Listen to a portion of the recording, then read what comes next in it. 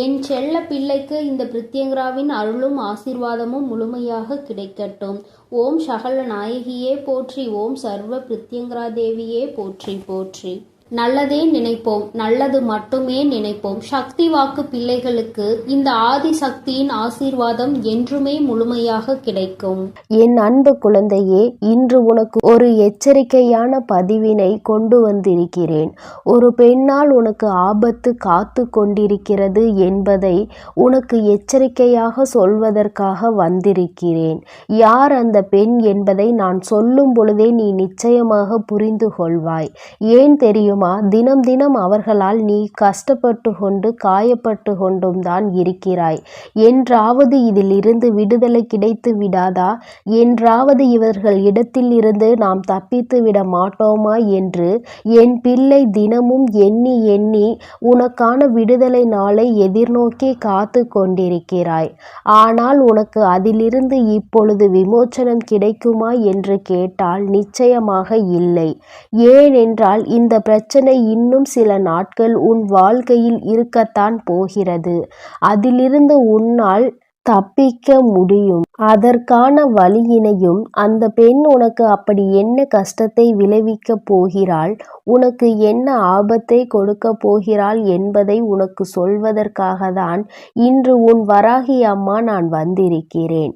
என் தங்கமே, ஆபத்து என்று சொன்னவுடன் நீ பயப்பட வேண்டும் என்று நான் நினைக்கவில்லை. எனக்கு தேவை என் குழந்தை முன்கூட்டியே சுற்றி வருகின்ற பிரச்சனைகள் பற்றி தெரிந்து கொள்ள வேண்டும் என்பதுதான். எத்தனையோ கஷ்டங்களை கடந்து வந்துவிட்ட என் பிள்ளை இந்த கஷ்டத்தையும் கடந்து வர வேண்டும் அல்லவா? உன் வாழ்க்கையில் அப்படி என்னதான் உன்னை சுற்றி நடக்கிறது என்பதை நீ தெரிந்து கொள்ள வேண்டும் அல்லவா? ஒவ்வொரு நாளும் ஒவ்வொரு விதமான கஷ்டங்களை கடந்து வருகின்ற உனக்கு ஒரு பெண்ணால் தினம் தினம் மன உளைச்சல் வேறு எங்கும் இல்லை. அது உன்னுடைய இல்லத்தில்தான், உன்னுடைய குடும்பத்தில் ஒருவராக இருந்து கொண்டிருக்கிறார்கள். என் தங்கமே, அவர்களுக்கும் உனக்கும் இடையில் எப்பொழுதுமே கருத்து வேறுபாடு இருந்து கொண்டே இருக்கிறது. எதனால் இந்த கருத்து வேறுபாடு வந்தது என்று என் குழந்தை நீ இப்பொழுதெல்லாம் அதிகமாக யோசிக்க தொடங்குகின்றாய். ஆனால் உண்மையில் என்ன தெரியுமா? அந்த பெண்ணுக்கு உன்னுடைய மனதினை புரிந்து கொள்ள வேண்டும் என்ற எண்ணமே சுத்தமாக இல்லை. எப்பொழுதும் உன்னை காயப்படுத்த வேண்டும் என்கின்ற எண்ணம் மட்டும்தான் அவருக்குள் இருந்து கொண்டிருக்கிறது. அதனால் அவர்கள் உன்னுடைய மனதை காயப்படுத்த உன்னுடன் இருக்கின்றவர்கள், உன்னோடு அதிகமாக அன்பு வைத்து பழகுகின்றவர்களிடம் கொஞ்சம் காட்டமாக நடந்து கொள்கிறார்கள். உன்னிடத்தில் எந்த விதமான உறவுகளையும் வைத்து கொண்டாலும், உன்னிடத்தில் அன்பாக பேசிக் கொண்டிருந்தாலும் அவர்களுக்கு அது பிடிப்பதில்லை. மாறாக அந்த உறவில் எப்படியேனும் பிரிதலை ஏற்படுத்தி விட வேண்டும் என்பதில் அந்த பெண்ணானவள் மிகவும் கவனமாக கங்கணம் கட்டி கொண்டே திரிகின்றாள். உன்னுடைய மனதை காயப்படுத்த அவளுக்கு அத்தனை ஆசை. அது மட்டும் அல்லாமல் உன்னுடைய கடந்த கால வாழ்க்கையை பற்றி பேசி பேசி உன்னுடைய மனதை அதிகமாக துன்புறுத்தி கொண்டிருக்கின்றாள். என் தங்கமே, உண்மையாகவே என்ன தெரியுமா? அவள் மனதில் இருக்கின்றது, அவள் வாழ்க்கையில் நிறைய கஷ்டங்களை பார்த்து விட்டாள். அந்த கஷ்டங்கள் எல்லாமே அவளுடைய இந்த தேவையில்லாத எண்ணங்களால் வந்ததுதான். யாருமே அவளுக்கு அதை கொடுக்கவில்லை. தன்னுடைய வாயால் தன்னுடைய வாழ்க்கையை நிச்சயமாக இழந்து நிற்பவள், வாழ்க்கையில் எந்த சந்தோஷத்தையும் முழுமையாக அனுபவிக்காதவள். அவள் மட்டுமல்லாமல் இந்த எண்ணத்தினால் அவளினுடைய மனதில் ஓடுகின்ற எண்ணங்கள் என்ன தெரியுமா? நம்மை போலதான் எல்லோரும் இருக்க வேண்டும், நம் முன்னால் யாரும் சந்தோஷமாக இருந்துவிடக்கூடாது. அப்படி யாரேனும் சந்தோஷமாக இருந்துவிட்டால் அதை அவளால் ஏற்றுக்கொள்ள முடிவதில்லை. அது யாராக இருந்தாலும் அதை பற்றிய கவலை அவளுக்கில்லை. தன் முன்னால் இருப்பவர்கள் யாரும் மன நிம்மதியோடு இருந்துவிடக் கூடாது. அப்படியே ஒரு நிமிடம் நீ சந்தோஷமாக இருந்துவிட்டாலும் அந்த சந்தோஷத்தை கெடுப்பதற்கு என்ன செய்ய வேண்டுமோ அதை ஓடோடி வந்து செய்து கொண்டே இருப்பாள். என் பிள்ளைக்கு தினம் தினம் இது மனதளவில் மிகுந்த வேதனையை ஏற்படுத்தியதோடு மட்டுமல்லாமல் வாழ்க்கையின் மீது அத்தனை வெறுப்பை கொண்டு வந்து கொட்டி விடுகிறது. இப்பேற்பட்ட ஒரு பெண்ணை சமாளிப்பது, இந்த வாழ்க்கையை நாம் வாழ வேண்டுமே என்ற எண்ணம் உனக்குள் வரத் தொடங்கிவிட்டது. என்னதான் செய்வது, இதற்கு முடிவுதான் என்னவென்று என் குழந்தை, உன் தாயானவள் என்னை நாடி வந்தாய். இந்த அம்மா உனக்கு இந்த வாழ்க்கைக்கு என்ன பதிலை தரப்போகிறாள் என்று நீ யோசிக்க தொடங்கி இருக்கிறாய் அல்லவா?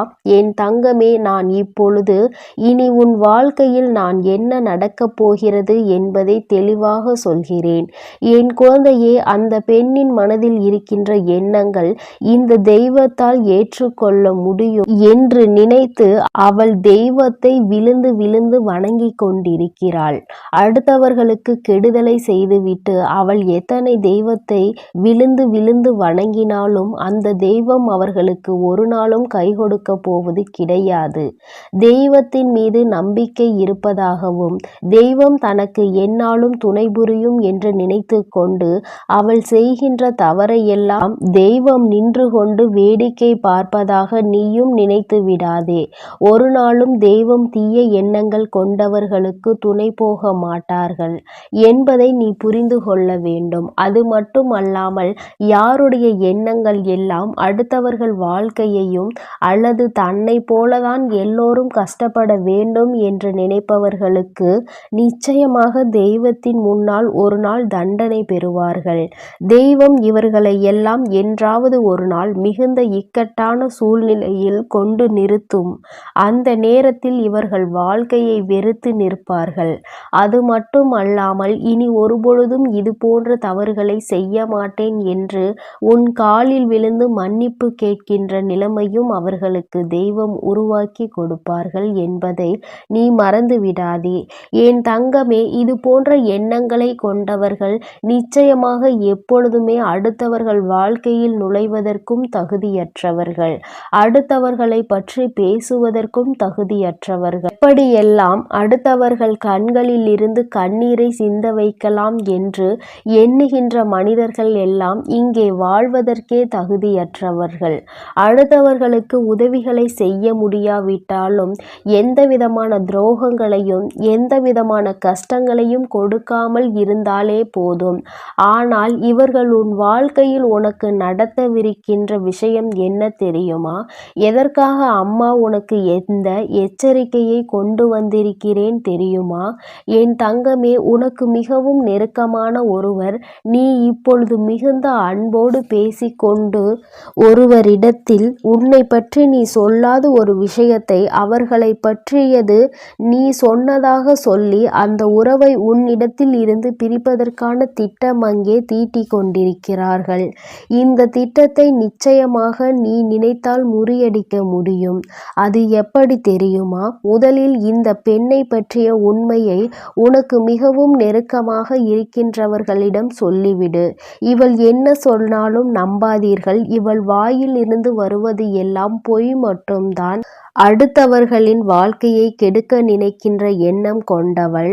உங்களோடு பேசுவது பிடிக்காமல் இது போன்ற செயலை செய்ய துணிந்திருக்கிறாள். அதனால் இவள் வாயிலிருந்து என்ன விஷயங்கள் வந்தாலும் நம்பிவிடாதீர்கள். ஒருவேளை உங்களுக்கு சந்தேகம் இருந்தால் கூட அதை என்னிடத்தில் பேசி அந்த சந்தேகத்தை தீர்த்து கொள்ள வேண்டுமே தவிர ஒரு நாளும் நீங்களாகவே எந்த முடிவையும் எடுத்து விடாதீர்கள் என்று முன்கூட்டியே நீ சொல்லி வைத்துவிடு. நிச்சயமாக உன்னுடைய உண்மையான குணம் என்னவென்று தெரிந்தவர்கள் இது போன்றவர்கள் பேசுகின்ற வார்த்தைகளுக்கு செவிசாய்க்க மாட்டார்கள். என் தங்கமே, எல்லாமே ஒரு நாள் வாழ்க்கையில் நிச்சயமாக ஒரு முக்கியமான கட்டத்தை எட்டிவிடும். அதுபோலதான் இந்த பிரச்சனையும் உன்னுடைய வாழ்க்கையில் ஒரு முக்கியமான கட்டத்தை எட்டி பிடிப்பதற்காக காத்து கொண்டிருக்கிறது. சரியான சந்தர்ப்பம் வாய்க்கும் பொழுது இவர்கள் உன்னுடைய வாழ்க்கையை விட்டு தானாகவே ஒதுங்கி செல்வார்கள். என் குழந்தையே, ஆபத்து வருகிறது என்பதற்காக பயப்பட வேண்டாம். பயந்து வாழவும் வேண்டாம். இனி இவர்களை எதிர்க்க நீ துணிய வேண்டிய கட்டாயம் வந்துவிட்டது. சரியான நேரத்தில் சரியான பதிலடி கொடுக்க வேண்டிய கட்டாயம் இனி உன் வாழ்க்கையில் உனக்கு வந்துவிட்டது. இனி எப்பொழுதுமே என் பிள்ளை நீ சந்தோஷமான மனநிலையோடு இவர்கள் அவர்கள் முன்னால் நீ வாழ்ந்து காட்ட வேண்டும் என்ற எண்ணத்தை மட்டும் ஒருபொழுதும் விட்டுவிடாதே. என்றுமே இந்த வராகி உன்னோடு துணை நிற்பேன். என் செல்ல குழந்தைக்கு இந்த வராகி அம்மாவினுடைய ஆசீர்வாதங்கள் எப்பொழுதுமே முழுமையாக கிடைக்கும். அதனால் என் அன்பு பிள்ளையே, நீ எதற்காகவும் கலங்காதே, எதை நினைத்தும் வருந்தாதே. ஓம் சகல நாயகியே போற்றி. ஓம் சர்வ பிரித்யங்கரா தேவியே போற்றி. எண்ணம் போல் வாழ்க்கை, எண்ணம் போல்தான் வாழ்க்கை. என் அன்பு குழந்தையே, பிரித்யங்கரா வாக்கு பிள்ளைகளுக்கு இந்த தாயின் ஆசீர்வாதம் முழுமையாக கிடைக்கட்டும்.